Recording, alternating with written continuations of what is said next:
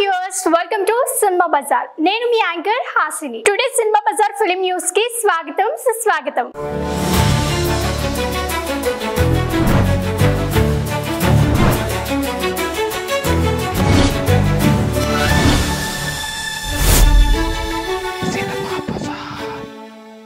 కోర్టుకి 50 కోట్లు 10వ రోజున కూడా ఆగని కలెక్షన్ల ప్రవాహం.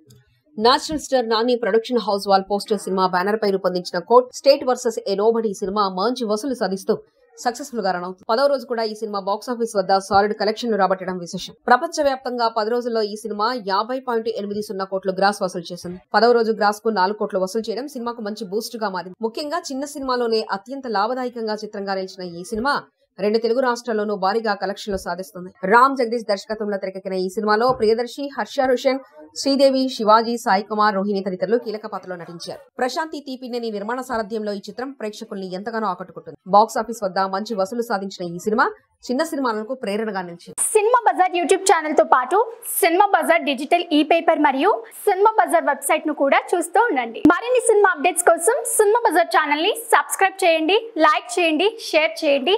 మీ అభిప్రాయాలను కామెంట్స్ ద్వారా తెలియజేయండి. మరిన్ని అప్డేట్స్ తో మళ్ళీ కలుద్దాం. చూస్తూనే ఉండండి సినిమా బజార్.